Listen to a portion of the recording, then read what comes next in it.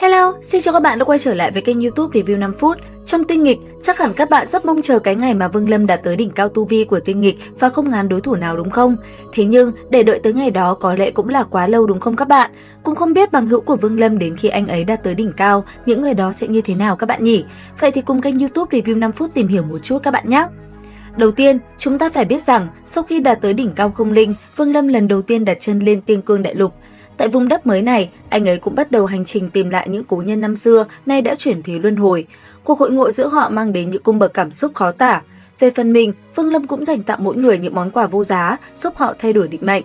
Và người đầu tiên Vương Lâm gặp lại là Tư Đồ Nam, đệ nhất cao thủ lẫy lừng của Chu Tước Tinh năm nào.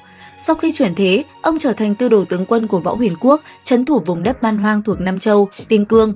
Với 50 vạn đại quân trong tay, ông đối đầu trực diện với thế lực của Nam Vương. Dù kiếp này chỉ mang thân phận phàm nhân, Tư Đồ Nam vẫn giữ trọn vẻ kiêu ngạo và bất kham của tình kiếp. Khi Vương Lâm bất ngờ xuất hiện trong trướng, mỉm cười xin rượu, Tư Đồ Nam tuy không nhận ra người cũ, nhưng trong lòng lại trỗi dậy một cảm giác thân thuộc kỳ lạ. Trong men say, Vương Lâm chậm rãi nhắc lại chuyện xưa, khiến ông dần nhận ra điểm dị thường. Khoảnh khắc biết mình chính là Tư Đồ Nam của kiếp trước, ông rơi vào giằng xé nội tâm, vừa không nỡ vứt bỏ quá khứ, vừa cảm thấy có lỗi với các tướng sĩ đang vào sinh ra tử của mình hiện tại. Thấu hiểu điều đó, Vương Lâm đã giúp ông phá bỏ phong ấn, khôi phục ký ức, lấy lại bản ngã. Tư Đồ Nam lập thề sẽ đoạt lại tước vị Nam Vương. Trước lúc chia tay, ông hẹn Vương Lâm sau khi thỏa mãn thú vui làm vương gia sẽ đi tìm anh để tiếp tục xướng họa tương phùng. Tiếp theo vừa rời đi, Vương Lâm tìm đến Hồng Điệp. Nàng này đã tái sinh tại Thanh Hồng Cốc ở Tây Châu, mang cái tên Thanh Hồng. Từ lúc lọt lòng, giữa trán nàng đã in hẳn một vết bớt hình bướm xanh tuyệt đẹp, và nàng cũng đặc biệt say mê sắc áo đỏ.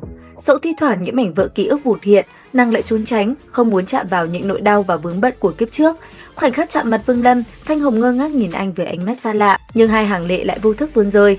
Vương Lâm không đành lòng ép nàng khôi phục trí nhớ, anh để lại một tiếng thở dài, lặng lẽ dùng đạp thiên thần thạch xóa sạch mọi ẩn họa nếu mai này ký ức thức tỉnh, đồng thời giao một đạo tiên lực để bảo vệ nàng một đời bình an.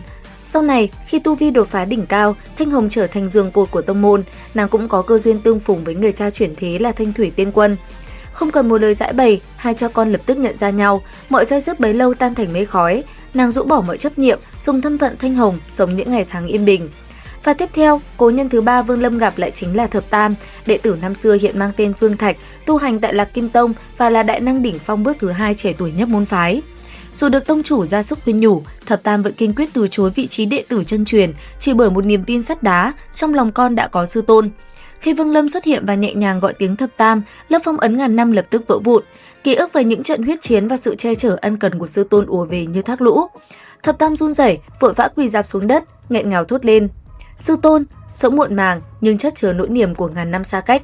Không chút ngần ngại, Vương Lâm chuyển lại cho đệ tử toàn bộ ngũ hành bản nguyên cùng những cảm ngộ vô giá của Đạp Thiên Cảnh. Nhờ đó, Thập Tam lột xác thành đại năng bước thứ ba, nhận lệnh sư tôn bảo vệ huyết mạch Chu Tước Tinh. Thập Tam trở về quê cũ, lập tông khai phái, dùng cả phần đời còn lại để vẹn toàn lời hứa. Và tiếp theo, cuộc gặp gỡ để lại nhiều xót xa nhất là với Lý Thiến Mai, nàng tái sinh vào tộc thủy cổ với tên gọi Đông Mai, là người duy nhất tự mình phá vỡ được phong ấn để nhớ lại kiếp trước. Thế nhưng, thấu hiểu trái tim Vương Lâm chỉ có hình bóng Lý Mộ Uyển, nàng lặng lẽ chọn cách ẩn cư, lẩn tránh sự tìm kiếm của anh. Khi Vương Lâm rốt cuộc cũng đứng trước mặt, Đông Mai ngấn lệ, đôi môi run rẩy trực cất lời rồi lại thôi, vội ngoảnh mặt đi giấu đi giọt nước mắt yếu lòng. Trân trọng người con gái từng dùng tinh huyết đổi lấy mạng sống cho mình, Vương Lâm thi triển mộng đao chi thuật, ngưng tụ một phân thân để ở lại bên nàng mãi mãi. Kiếp trước chúng ta là chim trên trời, nhưng kiếp này thì không.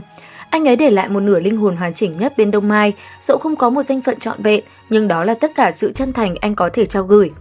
Tiếp nối hành trình, Vương Lâm tìm đến Thanh Lâm, vị tiên đế oai phong của vũ chi tiên giới thuở nào, nay chỉ là một ông lão thợ rèn phàm tục. Cảm hoài cố nhân, Vương Lâm ra tay giải trừ phong ấn, đồng thời tặng thêm thiên giới bản nguyên và bất diệt tiên quyết. Ân huệ này giúp Thanh Lâm khôi phục tu vi đỉnh cao, để ông có thể tự tại tiêu dao quãng đời còn lại mà không vương vấn tiếc nuối. Cuối cùng, người Vương Lâm gặp lại đó chính là Chu Dật và Thanh Sương. Đôi uyên ương này cùng chuyển thế đến Địa Môn, mạch Thổ Châu, mang thân phận mới là Thanh và Chu Ước Đình.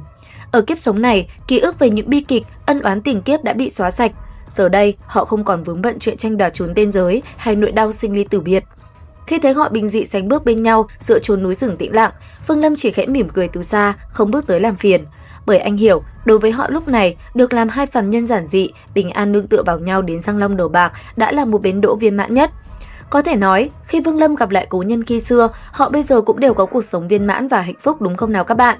Tuy tinh nghịch tàn khốc, thế nhưng đâu đó vẫn còn có chút hạnh phúc len lỏi đúng không các bạn? Và tinh nghịch cũng còn rất nhiều bí ẩn và nhiều điều thú vị.